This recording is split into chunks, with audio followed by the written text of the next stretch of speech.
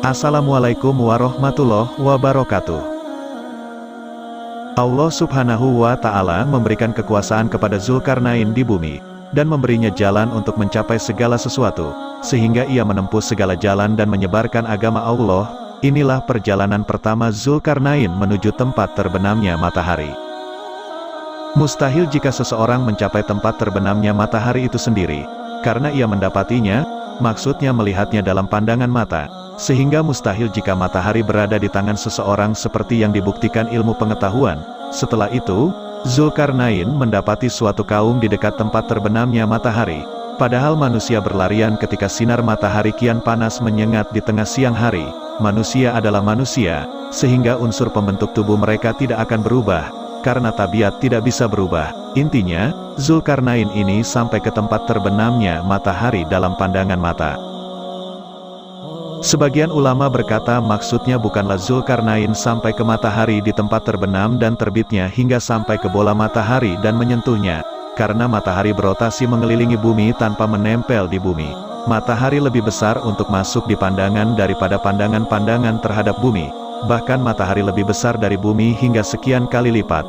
Tapi yang dimaksud adalah sampai di akhir titik bumi di sebelah barat dan timur, sehingga dalam pandangan mata, ia mendapati matahari terbenam di laut yang berlumpur hitam, seperti halnya kita menyaksikan matahari terbenam di bumi. Karena itu Allah Subhanahu wa Ta'ala berfirman, hingga ketika dia sampai di tempat terbit matahari sebelah timur didapatinya matahari bersinar di atas suatu kaum yang tidak kami buatkan suatu pelindung bagi mereka dari cahaya matahari itu. Al-Kahfi ayat 90. Maksudnya bukanlah matahari terbit tepat di atas mereka hingga bersentuhan dengan mereka, tapi yang dimaksud adalah matahari pertama kali terbit di atas mereka. Matahari adalah bintang yang sulit bagi siapapun untuk sampai ke tempatnya yang tinggi kecuali dengan kekuatan dari Allah. Matahari adalah matahari, ia tetap panas berkobar dan tidak berubah sepanjang masa. Nabi Shallallahu Alaihi Wasallam mengabarkan tentang alam gaib berkaitan dengan matahari, yaitu dari Abu Dzar radhiyallahu anhu bahwa Nabi bertanya, "Tahukah kalian kemana perginya matahari?" Mereka para sahabat menjawab, "Allah dan Rasul-Nya lebih tahu." Beliau bersabda, "Sungguh, matahari beredar hingga sampai ke tempatnya menetap di bawah ars lalu ia bersungkur sujud. Dia tetap seperti itu hingga dikatakan kepadanya, 'Bangunlah, kembalilah ke tempat kau datang.' Dia kemudian kembali dan terbit di tempat terbitnya. Setelah itu ia beredar tanpa dipungkiri sedikit pun oleh manusia, hingga sampai ke tempat menetapnya di bawah ares. Hingga dikatakan kepadanya, 'Bangunlah, terbitlah di tempat terbenammu.' Dia pun terbit di tempat terbenamnya. Rasulullah Shallallahu Alaihi Wasallam kemudian bertanya, 'Tahukah kalian kapan itu terjadi?' Itulah ketika tidak berguna lagi iman seseorang yang belum beriman sebelum itu, atau belum berusaha berbuat kebajikan dengan imannya itu. Al-An'am ayat 158.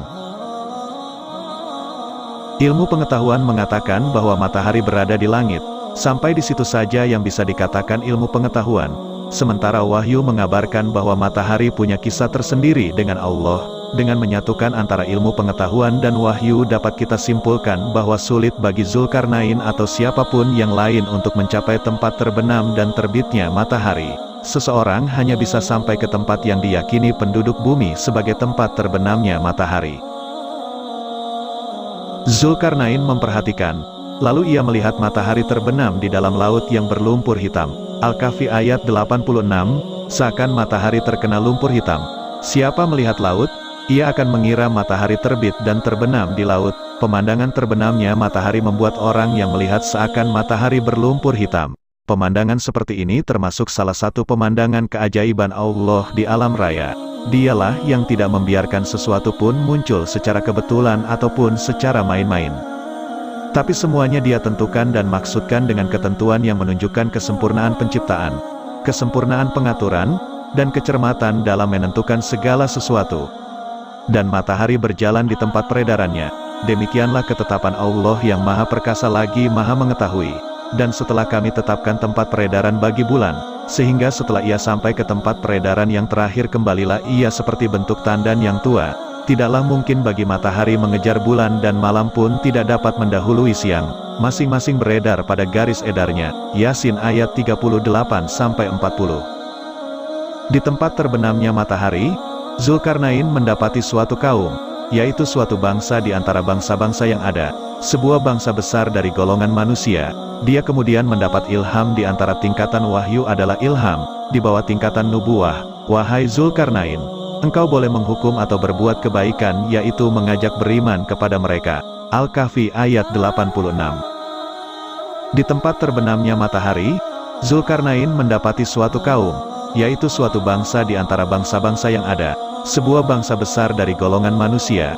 Dia kemudian mendapat ilham di antara tingkatan wahyu adalah ilham, di bawah tingkatan nubuwah. Wahai Zulkarnain, engkau boleh menghukum atau berbuat kebaikan, yaitu mengajak beriman kepada mereka. Al-Kahfi ayat 86. Allah memberikan pilihan kepada Raja Saleh dan Adil ini, sebagaimana yang Allah firmankan kepada Nabi-Nya Shallallahu Alaihi Wasallam, jika mereka orang Yahudi datang kepadamu Muhammad, untuk meminta putusan, maka berilah putusan di antara mereka atau berpalinglah dari mereka, dan jika engkau berpaling dari mereka maka mereka tidak akan membahayakanmu sedikitpun, tetapi jika engkau memutuskan perkara mereka, maka putuskanlah dengan adil. Sesungguhnya Allah menyukai orang-orang yang adil. Al-Maidah ayat 42. Zaman tertentu memerlukan kerajaan terlebih dahulu sebelum nubuwah. Mungkin zaman Zulkarnain seperti itu, atau mungkin Allah menurunkan wahyu kepada seorang nabi yang ada di zaman Zulkarnain. Lalu nabi tersebut menyampaikannya kepada Zulkarnain. Ini tidak mustahil, seperti yang dialami Raja Talut dan nubuat Samuel. Tapi kami tidak punya dalil untuk itu. Intinya, Raja Saleh ini menghadapi pilihan untuk selanjutnya menetapkan prinsip keadilan. Dia berkata, barang siapa berbuat zalim, lalu tetap berpegangan pada kesyirikan dan ingkar kepada Robnya, yang mana syirik adalah kezaliman besar, kami akan menghukumnya, setelah menawarkan Islam kepadanya, lalu dia akan dikembalikan kepada Tuhannya. Kemudian Tuhan mengazabnya dengan azab yang sangat keras. Adapun orang yang beriman dan mengerjakan kebajikan, maka dia mendapat pahala yang terbaik sebagai balasan, dan akan kami sampaikan kepadanya perintah kami yang mudah-mudah. Al-Kahfi ayat 87-88. Inilah yang benar, karena orang kafir berada dalam siksa meski ia bergelimang nikmat, berbeda dengan orang mukmin, ia selalu melakukan amal baik, sehingga akan mendapatkan balasan baik pula dari Robnya. Zulkarnain adalah salah satu di antara 3 golongan yang memerintahkan kebaikan dan mencegah kemungkaran yang disatukan dalam surah Al-Kahfi, para pemuda yang berlindung ke dalam gua hingga tidur dalam waktu yang lama. Mereka ini mengingkari kemungkaran dengan hati. Orang mukmin dalam kisah pemilik 2 kebun, ia mengingkari kemungkaran dengan lisan. Selanjutnya Zulkarnain mengingkari kemungkaran dengan tangan.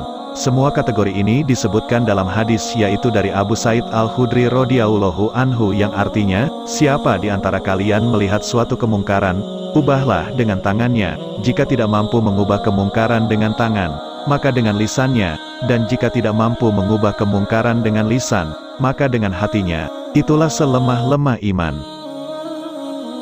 Inilah teladan kesalehan dan ketakwaan bersama seorang raja yang tidak mengenal metode dan jalan pun selain keadilan.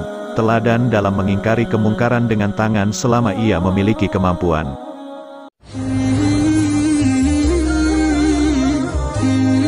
Demikianlah kisah perjalanan Raja Zulkarnain menuju tempat terbenamnya matahari. Mudah-mudahan kisah ini bermanfaat bagi kita semua. Assalamualaikum warahmatullahi wabarakatuh.